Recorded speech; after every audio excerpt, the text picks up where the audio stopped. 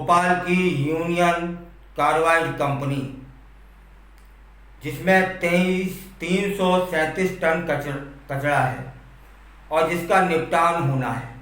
निपटान होने के लिए पीथमपुर के पास में तारापुर गांव है, उसे तय किया गया है कि यह जो कचरा है 337 टन, वहाँ उसका निपटान हो।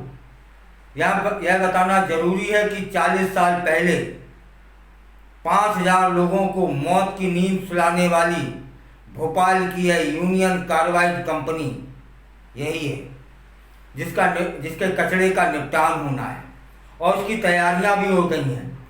लेकिन यह गांव इतना प्रदूषण बर्दाश्त कर पाएगा कि नहीं, जबकि तारापुर गांव जहरीले कचरे के कारण काले पानी की सजा भुगत रहा है। 2008 में यूनियन कार्बाइड का 40 टन कचरा गुपचुप तरीके से इसी गांव में दबा दिया गया था और वह कचरा कैसा था? जहरीला।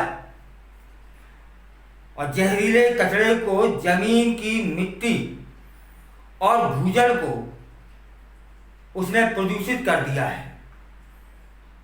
सरकार भले ही ये कहे कि सब कुछ ठीक है, दावा करे, लेकिन इस गांव की जो सच्चाई है वह बिल्कुल अलग है। गांव वालों से जब बात की गई तो उन्होंने बताया कि बोरिंग का जो पानी है ना, वह भी पीने योग्य नहीं बचा है। खेती की जो जमीन है वह बंजर हो चली है। जहरीले कचरे को दफन किए गए हिस्से के आसपास, लैंडफिल के आसपास के पोखर है ना, जो तालाब, उनका पानी काला हो गया है। और मवेशी जब इस पानी को पीते हैं तो कई मवेशी मर चुके हैं। पानी नाले के रूप में बहकर जल स्रोतों को प्रदूषित कर रहा है, जहां जहां शुद्ध पानी है। और जब यह काला पानी पहुंचता है तो उसको भी प्रदूषित कर देता है। गांव वाले इतने भयभीत हैं कि इस काले पानी से डरने लगे हैं। बच्चों को तालाबों के पास नहीं जाने देते कि कहीं बच्चे उस पानी को पी ना लें। उस गांव में एक सरिता सुनारे रहती हैं। उनसे जब बात की गई तो उन्होंने बताया कि जिस भस्मक में कचरा चलेगा उससे 500 मीटर दूर गांव का आबादी क्षेत्र है। कंपनी ग्रामीणों की जान खतरे में डाल रही है। पहले जो कचरा दफन किया है उसके कारण कई लोग चर्म रोग के शिकार हो चले हैं। बोरिंग का जो पानी है वह पीने लायक नहीं रह गया है। और जब सरकार से बात की जाए तो सरकार क्या क्या इसमें तथ्य है वो सुने।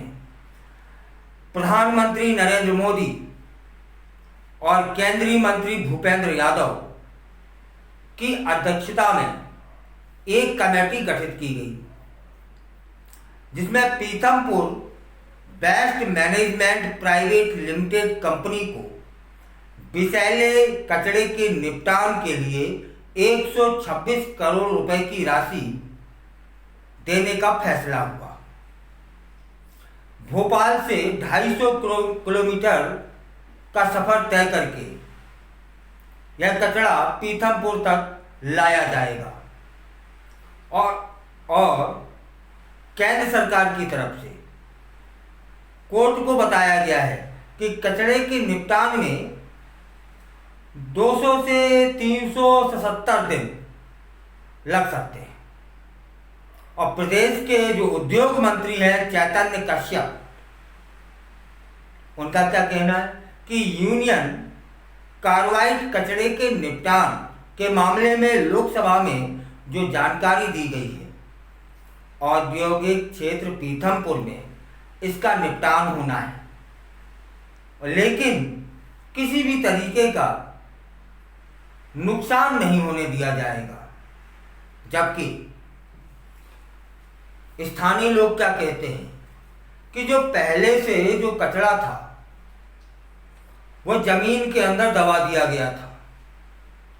और कचरा ये कैसा कचरा है, इसमें विषैला केमिकल है जिसने कईयों जानें ली थी, उसी का कचरा है। तो यह विषैला तो होगा।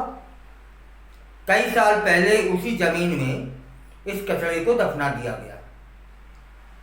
उसका परिणाम क्या निकला कि जो इर्द गिर्द तालाब हैं उनका पानी काला हो गया है। मवेशियों ने उस पानी को पिया तो कईयों मवेशी खत्म हो गए। लोगों के अंदर चर्म रोग आ गया। पालक अपने बच्चों को हिदायत देते हैं कि उस ओर मत जाना, या तो चर्म रोग हो जाएगा या ज्यादा नादानी कर बैठे तो कोई अप्रिय घटना घटित हो सकती है। अब उसी स्थान पर उसके इर्द गिर्द इस कचरे का भी निपटान होना है। निपटान मशीनों से होगा। तब क्या उसमें जो शेष गैसें हैं या फिर केमिकल है उस क्षेत्र को और प्रभावित नहीं करेंगे। कोई ऐसा तरीका इजाद किया जाए कि कचरे का निपटान होना भी जरूरी है और वहाँ जो लोग रह रहे हैं उन्हें दिक्कत ना हो। वहाँ के जो लोगों का कहना है, निवासियों का, कि आसपास की जो जमीन है वह उपजाऊ नहीं रही है, पीने लायक पानी नहीं रहा है। हमें डर सताता रहता है कोई अप्रिय घटना ना घट जाए। तब सरकार की जिम्मेदारी बनती है। विषैले कचरे का निपटान होना भी जरूरी है, लेकिन कोई ऐसी प्रक्रिया अपना दी जाए कि स्थानीय लोगों को नुकसान भी ना हो और निपटान भी हो जाए। पिछले बार जो कचरा जमीन के अंदर दफन किया गया उसका परिणाम भी तो देखा होगा, उसको भी ध्यान में रखिए। दोनों बातें सही हैं कि ये कचरा पड़ा है, प्रदूषण को बढ़ा रहा है, इसका निपटान बहुत जरूरी है। लेकिन निपटान प्रक्रिया इतनी ठीक सी हो कि आसपास के जो निवासी हैं उन्हें ज़्यादा परेशानी ना हो। पिछली बार का जो काला पानी है वह दिखाता है कि कहीं ना कहीं कुछ ना कुछ लापरवाहियां बरती गई, वरना पोखरों का पानी काला कैसे हो जाता।